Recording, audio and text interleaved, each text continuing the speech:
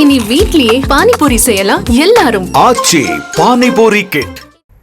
சென்னை பெரியமேட்டைச் சேர்ந்த பொதுமக்கள் வீடு கட்டித்தர கோரி தலைமைச் செயலகத்தை முற்றுகையிட முயன்ற நிலையில் அவர்களை காவல்துறையினர் குண்டுக்கட்டாக தூக்கி வாகனத்தில் ஏற்றிச் சென்றனர். கூடுதல் விவரங்களை செய்தியாளர் ராஜேஷ் வழங்க கேட்கலாம். ராஜேஷ், வணக்கம். இவர்கள் முன்வைக்கும் கோரிக்கைகள் என்ன? முழு விவரம். வணக்கம். சென்னை பெரியமேடு பகுதியிலே பல ஆண்டுகளாக வசித்து வரக்கூடியது, குறிப்பாக அந்த மூர் மார்க்கெட் என்று சொல்லக்கூடிய பகுதியில 60க்கும் மேற்பட்ட குடும்பங்கள் வசித்து வருகிறார்கள். தங்களுக்கு முறையான அடிப்படை வசதிகள் இல்லை. அதனால் எங்களுக்கு இந்த அடுக்குமாடி குடியிருப்பு போல அரசு சார்பில் எப்படி இந்த குடிசை மாற்று வாரியம் உள்ளிட்ட போன்ற துறைகள் மூலமாக கற்றுக் கொடுக்கப்படுகிறதோ அது போல எங்களுக்கு வீடுகள் வேண்டும் என்று பல நாட்களாக அவர்கள் கோரிக்கை வைத்து வந்தார்கள். இந்த நிலையில் அரசு அதனை பரிசீலித்து அதற்கான ஏற்பாடுகளை செய்து வருகிறது.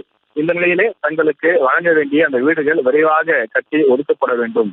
எங்களுக்கு போதுமான கழிப்பிடங்கள் இல்லை, குடிப்பதற்கு தண்ணீர் வசதி இல்லை, இரவு நேரங்களில் நாங்கள் பாதுகாப்பாக உறங்கக்கூட முடியாத சூழல் இருக்கின்றது.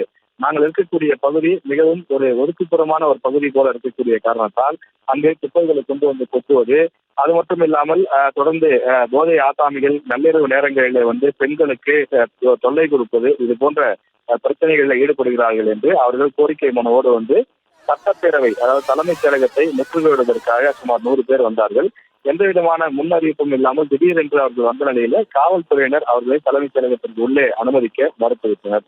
அதனால் அவர்கள் அங்கு தலைமைச் செயலகத்துக்கு வெளியிலேயே சாலை மறியலில் அமர்ந்து விட்டார்கள். உடனடியாக நூற்றுக்கணக்கான காவலர்கள் ஓடி காவல்துறையினருடைய வாகனத்தில் அவர்களை குண்டுக்கட்டாக தூக்கி கைது செய்து அவர்களை அழைத்து சென்றிருக்கிறார்கள்.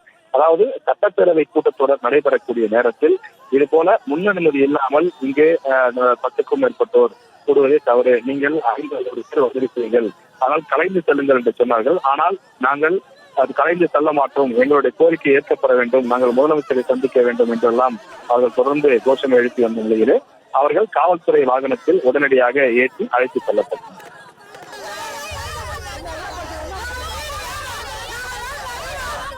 விவரங்களுக்கு நன்றி ராஜேஷ். இனி வீட்லயே பானிபூரி செய்யலாம் எல்லாரும். ஆச்சி பானிபூரி கிட்.